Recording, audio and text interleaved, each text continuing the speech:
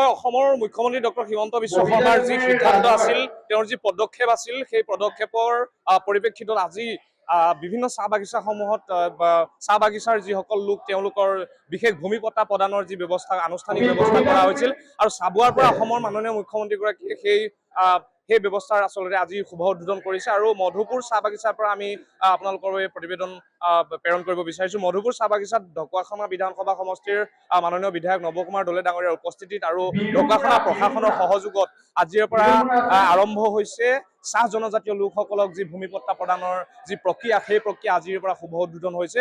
অসমৰ মাননীয় মুখ্যমন্ত্ৰী ডক্টৰ হিমন্ত বিশ্ব শৰ্মাই চাবুৱাৰ যি দিনজয় বাগানৰ পৰা সেই আজিৰ দিনটো শুভাৰম্ভ কৰিছিল আৰু আজি ঢকুৱাখানা বিধানসভা সমষ্টিৰ অন্তৰ্গত মধুপুৰ চাহ বাগানৰ এই লোকসকলক ভূমিপট্টা প্ৰদানৰ এক ব্যৱস্থা কৰিছে। ইয়াতে ঢকুৱাখানা প্ৰশাসনৰ সকলো বিষয়ববীয়া আৰু মাননীয় বিধায়কগৰাকীৰ উপস্থিতিত ইতিমধ্যে এই কাৰ্য সম্পাদন হৈছে। মধুপুৰ চাহ বাগিচাৰ পৰা আমি আপোনালোকৰ এই প্ৰতিবেদন প্ৰেৰণ কৰিব বিচাৰিছো। মধুপুৰ চাহ বাগিচাত ঢকুৱাখানা বিধানসভা সমষ্টিৰ মাননীয় বিধায়ক নৱ কুমাৰ দলে ডাঙৰীয়াৰ উপস্থিতিত আৰু ঢকুৱাখানা প্ৰশাসনৰ সহযোগত আজিৰ পৰা আৰম্ভ হৈছে চাহ জনজাতীয় লোকসকলক যি ভূমিপট্টা প্ৰদানৰ যি প্ৰক্ৰিয়া, সেই প্ৰক্ৰিয়া আজিৰ পৰা শুভ উদ্বোধন হৈছে।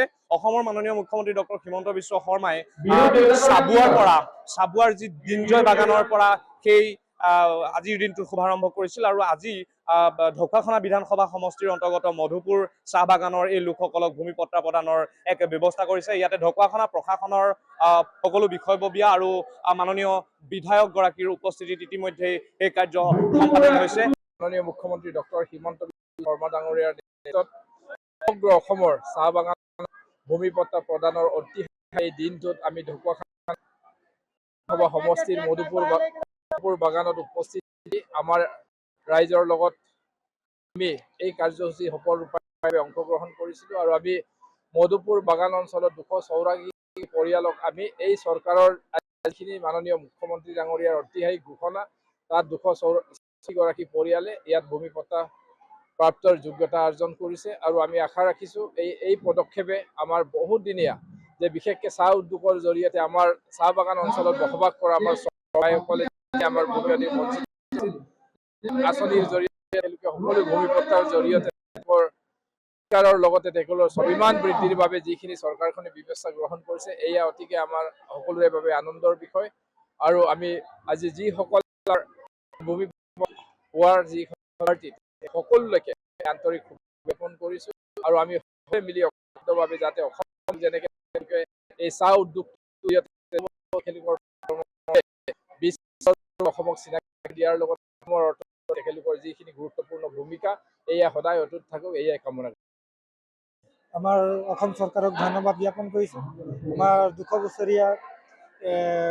বছৰীয়া আমাৰ দিনধাৰিত আমাৰ চৰকাৰে আমাৰ কাৰণে ইমান ভাল এটা পদক্ষেপ লৈছে। পদক্ষেপ লোৱাৰ কাৰণে আমাৰ ডক্টৰ হিমন্ত বিশ্ব শৰ্মা ডাঙৰীয়াক ধন্যবাদ জ্ঞাপন কৰিছোঁ। লগতে আমাৰ শ্ৰম মন্ত্ৰী, কেবিনেট মন্ত্ৰী আমাৰ ৰূপেশ গেলা ছাৰ ডাঙৰীয়াক আমি অশেষ ধন্যবাদ জনাইছোঁ। আৰু তথা আমাৰ হ'বলগীয়া আমাৰ কিছু যোৱাটো আমি যিকেইটা দেখিলোঁ, যিকেইটা পাইছোঁ, আমাৰ কাৰণে আমাৰ চাহ জনগোষ্ঠীৰ কাৰণে বহুত ভাল কাম কৰিছে আৰু তথা আগন্তুক দিনতো এনে কাম কৰি যাব বুলি আশা থলোঁ। সেই 4টা লেবাৰ লাইনৰ বাবে আমি 4খন বেলেগ বেলেগ টেবুল কৰি দিম। সেই টেবুল কেইখনত লেবাৰ লাইন ৱাইজ আপোনালোক আহিব। আপোনালোকক আমি এপ্লিকেশ্যন ফৰ্ম কেইখন দিয়া হ'ব।